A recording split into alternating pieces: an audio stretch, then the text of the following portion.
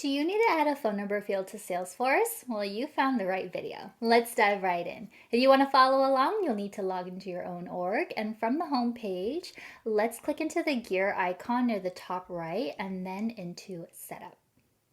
Next, we're going to click into the Object Manager tab. Now you just want to ask yourself really quickly, which object do you want to add this phone number field to? You can either look for it in the list, everything's in alphabetical order, or you can just go to the quick find and just start to type in that name.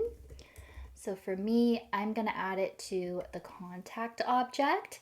Once you've clicked to open your desired object, you're going to see that name near the top left, and then all you'll need to do is click into Fields and Relationships.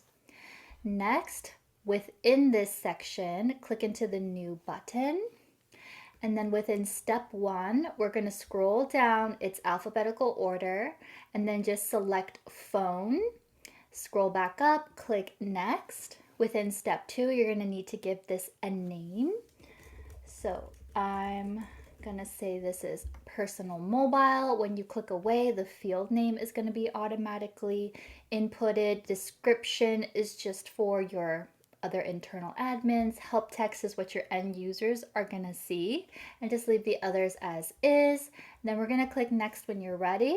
Then within step 3, you are going to need to make sure that your settings don't say read only, because we actually want your end users to enter in the phone number. So we're just going to make sure you have most of these fields. I keep the default ones just turned on. I would say double check so things make sense for your unique situation, but you don't want to have any of these read only. When you're done, let's click on Next. And now within step 4, you're going to see the related page layout that's tied to that object that you had selected. So I selected contact, that's why I see here contact layout. You just want to make sure that that's enabled. Maybe you have multiple page layouts and you want to add this field to multiple of them. Make sure those are all enabled. When you're done, let's click Save. We're not done yet. We want to actually test this out. So let's go back to our first tab. Next, we're going to open the object that we just created that new phone number field on.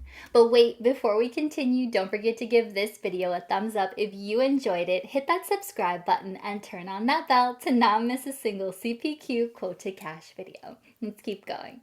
Let's click to open that record. In my case, it's a contact record. I'm going to click to open details, and here is my new phone number field, personal mobile. Once you found yours, let's just confirm that we can actually input a value here.